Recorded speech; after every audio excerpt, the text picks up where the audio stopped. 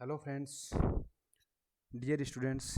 इस वीडियो में मैं चर्चा कर रहा हूँ दो फिजिकल फिनोमिनाज के ऊपर। उनमें से पहली है कि सनराइज और सनसेट के दौरान यानी कि मॉर्निंग और इवनिंग में सूर्य का रंग लाल दिखाई देता है, यानी कि radius colour of the sun during sunrise and sunset in the morning and evening. Second physical phenomena है ब्लू कलर ऑफ स्काई, अर्थात आकाश का नीला रंग। इन दोनों फिजिकल फिनोमिनोज के बारे में मैं डिस्कस करूँगा कि इनके क्या कारण हैं और कैसे ये घटनाएं हो रही हैं। आपके सामने देखिए वीडियो में मैंने यहाँ पर शो किया है कि ये सनराइज जैसे होता है, उसके बाद में जैसे ये जो सनराइज के टाइम पर मोर जो सन का कलर है वो नारंगी लाल अर्थात ऑरेंज रेड कलर का दिखाई देता है। लेकिन जैसे जैसे दिन बढ़ता जाता है वैसे वैसे दोपहर तक आते आते हमारे को जो सन है वो श्वेत कलर का दिखाई देता है, वाइट कलर का दिखाई देता है। इसके बारे में मैं चर्चा कर रहा हूँ। एक्चुअली सबसे पहले अपन डिस्कस करते हैं कि वाइट लाइट क्या होती है। वाइट लाइट एक्चुअली 7 कलर का कॉम्बिनेशन है, यानी कि 7 कलर जो है उनका कॉम्बिनेशन है, जिनमें violet, indigo, blue, green, yellow, orange और रेड, यानी कि ये 7 कलर होते हैं। जिनमें वॉयलेट कलर की जो वेवलेंथ है वो 380 नैनोमीटर से 440 नैनोमीटर है, और ये सबसे शॉर्ट वेवलेंथ का वाला पोर्शन है। सबसे शॉर्ट वेवलेंथ होती है वॉयलेट कलर की। इसके बाद में इंडिगो, फिर ब्लू, ग्रीन, येलो, ऑरेंज और रेड। रेड कलर की वेवलेंथ है वो 620 से 750 नैनोमीटर होती है, और इन सातों कलर्स में रेड कलर की वेवलेंथ सबसे ज़्यादा होती है और ये लॉन्गेस्ट वेवलेंथ का होता है। अगर हम फ्रीक्वेंसी के टर्म में बात करें तो वॉयलेट कलर की फ्रीक्वेंसी और एनर्जी सबसे ज़्यादा होती है, जबकि रेड कलर की फ्रीक्वेंसी और एनर्जी सबसे कम होती है। अब यहाँ पर जो तीनों कलर्स जो थे वॉयलेट, इंडिगो, ब्लू, स्टार्टिंग के तीन जो कलर हैं ये शॉर्ट वेवलेंथ रेंज में माने जा सकते हैं, और ऑरेंज और रेड कलर जो है ये लॉन्ग वेवलेंथ रेंज में माने जा सकते हैं। तो अब पहली जो फिजिकल फिनोमिना थी इसके बारे में हम डिस्कस करते हैं। देखिए एक मॉडल मैंने यहाँ पर बनाया है कि ये हमारी अर्थ है, और अर्थ के चारों तरफ क्या है, ये ग्रीन कलर में एनवायरनमेंट यानी वायुमंडल है, एटमॉस्फेयर है। एटमॉस्फेयर एक्चुअली है क्या, विभिन्न प्रकार की गैसों का मिश्रण है, यानी कि इसमें oxygen, nitrogen, carbon dioxide, organ, कई प्रकार की गैसें हैं, और जलवाष्प हैं, धूल के कण हैं, कई चीज़ें हैं। तो इन सभी का मिश्रण जो है वो वायुमंडल कहलाता है। अब एक्चुअली है क्या मॉडल में कि जहाँ पर अभी मेरा मार्कर स्टैंड कर रहा है, यहाँ पर पी पॉइंट पर हम खड़े हैं और हमारी आंखों तक पहुँचने वाला प्रकाश कौन सा होगा, उसकी आधार पर ही हम सन की अपीयरेंस को एक्सप्लेन कर पाते हैं। एक्चुअली जैसे ही सनराइज होता है मॉर्निंग में, तो देखिए ये सनराइज हुआ, और इससे निकलने वाली जो लाइट है, प्रकाश है, वो इस पी बिंदु पर जब हम खड़े हैं तो हमारी आंखों तक पहुंचती है। एक्चुअली सन से हमेशा वाइट कलर ही एमिट होती है, यानी कि सातों कलर एमिट होते हैं। लेकिन इस बिंदु पर जैसे ही लाइट एंटर करती है अर्थ के एटमॉस्फेयर में, तो यहाँ से इस बिंदु से ये पी बिंदु तक पहुँचने में अपेक्षाकृत यानी कंपेरेटिवली लॉन्ग डिस्टेंस कवर करती है। यानी कि होराइजन पर है तो होराइजन ही यानी कि क्षैतिज रूप से चलती जाती है, और हमारे पास यहाँ पर पहुँचती है। हमारे पास जो यानी कि अब एटमॉस्फेयर में जैसे जैसे गति करती है वाइट लाइट, इसमें से ब्लू कलर, वॉयलेट कलर का जो पोर्शन है वो प्रकीर्णित हो जाता है, अर्थात स्कैटर हो जाता है, और स्कैटर होने के बाद में हमारे पास केवल रेड कलर ही पहुंच पाता है हमारी आंखों तक। देखिए कौन सा कलर पहुंचा, रेड कलर पहुंचा। ब्लू वॉयलेट कलर है वो सारा का सारा स्कैटर हो गया, क्योंकि यहाँ पर हॉरिजॉन्टली यानी कि अर्थ के एनवायरनमेंट यानी कि एटमॉस्फेयर में एंटर करने के बाद में वायुमंडल की जो परत है उनके पैरेलल मोशन हो रही है।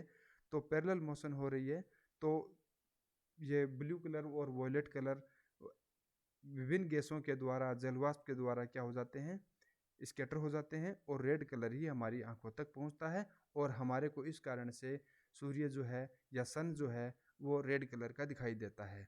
इस डिस्टेंस को मैंने क्या कहा है, अक्स कहा है। इस डिस्टेंस को मैं क्या कह रहा हूँ, अक्स कह रहा हूँ। आप यहाँ डायरेक्ट मॉडल में देख सकते हो कि ये डिस्टेंस कितनी है, अक्स है।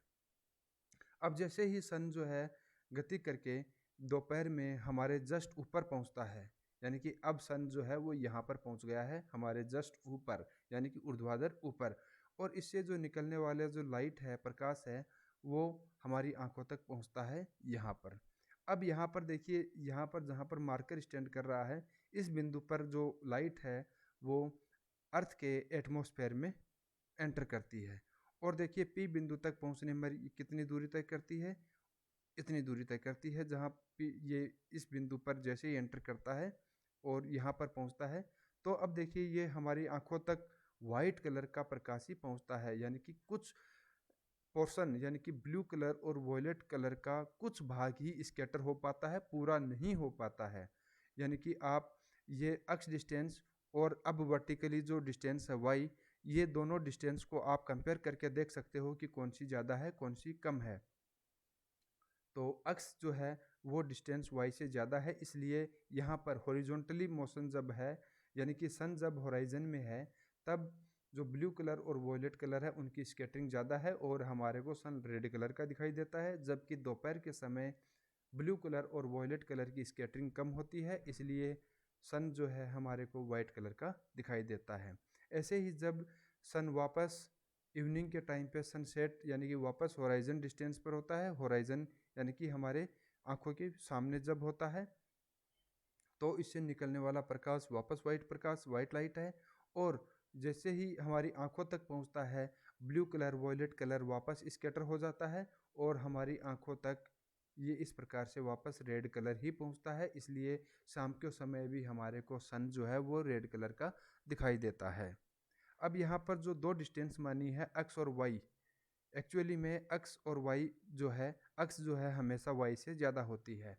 यानी कि यहाँ पर एक बात और क्लियर करना चाहूँगा कि पृथ्वी के चारों तरफ जो वायुमंडल की परत है उसकी मोटाई समान मानी गई है, लेकिन जब सन होराइजन पर होता है, यानी कि क्षितिज में होता है, तो क्षितिज दिशा में जो दूरी तय की जा रही है लाइट के द्वारा वो ज़्यादा है।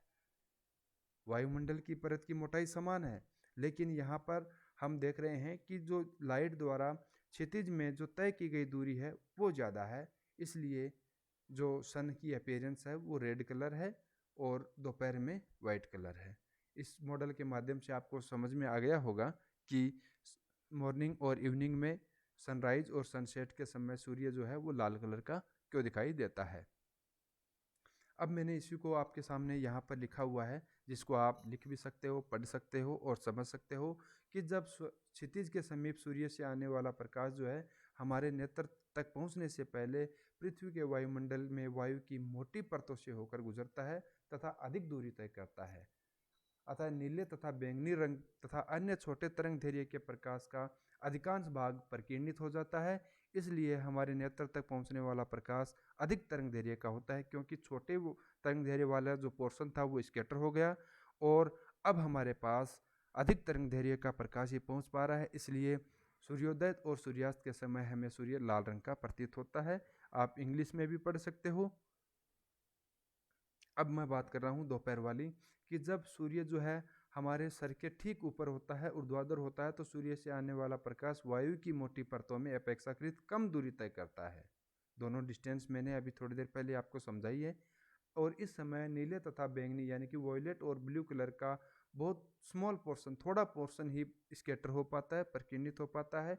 इस कारण दोपहर के समय सूर्य जो है हमें श्वेत दिखाई देता है, वाइट दिखाई देता है। तो आप आई थिंक आपको समझ में आया होगा। अब जो दूसरा जो फिजिकल फिनोमिना थी, दूसरी फिजिकल फिनोमिना थी कि ब्लू कलर ऑफ स्काई, यानी कि आकाश का नीला रंग, उसका क्या कारण है। इसको समझाने के लिए मैंने एक आपके लिए मॉडल बनाया है कि जो यहाँ पर एस जो पॉइंट है वो एक लाइट सोर्स है और इससे निकलने वाला प्रकाश सबसे पहले हमने लेंस लिया है L1, इस पर इंसिडेंट हो रहा है और इस जो पर लाइट सोर्स जो एस है इसको मैंने इस लेंस के फोकस बिंदु पर रखा हुआ है, जिससे कि लेंस से गुजरने के बाद में सारी की सारी प्रकाश की किरणें समांतर और सीधी रेखा में गति करें। सारी की सारी प्रिंसिपल एक्सिस के पैरेलल और एक दूसरे के समांतर गति करती हैं। तो इसके माध्यम से आप देख सकते हो इस लेंस का यूज क्या था कि प्रकाश की किरणों को एक दूसरे के समांतर और मुख्य अक्ष के समांतर सीधी रेखा में गति करने के लिए लेंस यूज किया गया है। अब ये जो वाटर टैंक है, एक ये जो है मैंने यहाँ पर जो बनाया है ये वाटर टैंक है, जिसमें सोडियम थायोसल्फेट अर्थात हाइपो का सॉल्यूशन है, और उसके बाद में 2-3 बूंद हम सांद्र सल्फ्यूरिक अम्ल यानी कि सल्फ्यूरिक एसिड की डालते हैं, जिससे कि सल्फर के पार्टिकल्स अलग हो जाते हैं। अब जैसे ही सल्फर के पार्टिकल्स अलग होते हैं, जो लाइट आ रही थी, ये जो एक्चुअली एस जो है वो वाइट लाइट का सोर्स है। कौन सी लाइट है? वाइट लाइट, यानी कि श्वेत प्रकाश का सोर्स है। अब जैसे ही इसमें ये प्रकाश की किरणें आती हैं, सल्फर के पार्टिकल जो थे उनसे स्कैटर होती है, और स्कैटरिंग होने के बाद में जो वाटर टैंक है इसकी 3 सरफेस, ये देखिए 3 सरफेस जो हैं वो ब्लू दिखाई देना शुरू हो जाती हैं। बहुत सिंपल सा एक्सपेरिमेंट है, 3 सरफेस ब्लू होना दिखाई देना हो शुरू हो जाती है। क्यों? क्योंकि इस जो इंसिडेंट लाइट जो थी उसमें से ब्लू कलर की लाइट की स्कैटरिंग ज़्यादा होती है ब्लू कलर की, इसलिए 3 सरफेस जो है हमारे को ब्लू कलर की दिखाई देना शुरू हो जाती है। अब चौथी सरफेस जो जो लाइट ट्रांसमिट होगी वो कौन से कलर की होगी? एक्चुअली जी नेचुरल सी बात है कि मैंने कहा कि ब्लू कलर की स्कैटरिंग ज़्यादा होती है, रेड कलर ऑरेंज कलर की स्कैटरिंग कम होती है, वो अधिक दूरी तक चली जाती हैं। इसलिए ये ये जो सी एक सर्कुलर होल है कार्डबोर्ड के अंदर, इसके अंदर से जाने वाली जो लाइट है वो एक्चुअली रेड या ऑरेंज कलर की होनी चाहिए, जो लेंस L2 के द्वारा इस स्क्रीन पर फोकस की जा सकती है, जिसको मैंने देखी आपके सामने यहाँ पर फोकस किया हुआ है। तीनों लाइट जो है ऑरेंज और रेड कलर की है, तो रेड कलर के होने के कारण से यहाँ पर स्पॉट हमारे को रेड कलर का प्राप्त होता है। तो इस मॉडल के माध्यम से हम ये समझ सकते हैं कि ब्लू कलर की स्कैटरिंग होने के कारण से, यानी कि प्रकीर्णन होने के कारण से आकाश का नीला रंग दिखाई देता है। रेड कलर ऑरेंज कलर की स्कैटरिंग कम होती है, इसलिए हमारे को ये वाइट कलर का सोर्स लिया था, इसका स्पॉट यानी कि इसकी इमेज जो यहाँ पर बनेगी वो रेड कलर की बनेगी। अर्थात हम ये कह सकते हैं कि सुबह और शाम जो सन है हमारे को रेड कलर का दिखाई देता है। इसी को मैंने आगे वर्ड्स में भी लिखा है कि प्रकाश स्रोत जो एस है उससे उत्सर्जित प्रकाश पुंज यानी कि सारी की सारी किरणें लेंस L1 से गुजरने के पश्चात मुख्य अक्ष के समांतर सीधी रेखा में गमन करती हैं, गति करती हैं, और स्वच्छ जल से भरे एक पारदर्शी कांच का टैंक जो है उसे गुजरती हैं, और इस टैंक के दूसरी तरफ एक सर्कुलर छिद्र होल है, वृत्ताकार छिद्र सी से गुजरती है तथा दूसरे लेंस L2 द्वारा पर्दे पर एक प्रतिबिंब बनाता है। यदि पानी में सोडियम थायोसल्फेट और यानी कि हाइपो को घोलने के पश्चात हम कंसेंट्रिक सल्फ्यूरिक एसिड डालते हैं, तो सल्फर के सूक्ष्म कणों से प्रकाश प्रकीर्णित होकर कांच का जो टैंक था उसके 3 सतह का रंग नीला दिखाई देना शुरू हो जाता है, जबकि चौथी सतह के वृत्ताकार छिद्र की ओर पारगमित प्रकाश है वो नारंगी लाल रंग का दिखाई देता है। तो इस प्रयोग के द्वारा हम आकाश के नीले रंग को समझ सकते हैं तथा ये भी समझ सकते हैं कि लाल रंग का प्रकीर्णन कम होता है और वो अधिक दूरी तय करता है, और सुबह और शाम यानी कि सनराइज और सनसेट के समय हमें सूर्य का रंग नारंगी लाल रंग का दिखाई देता है। अब जो मैंने रेफरेंस यूज किया है NCERT की बुक है 12th क्लास की, 10th क्लास की, दोनों बुक्स हैं, तो आप उनको स्टडी कर सकते हो ज़्यादा और ज़्यादा पढ़ने के लिए। Now thank you very much.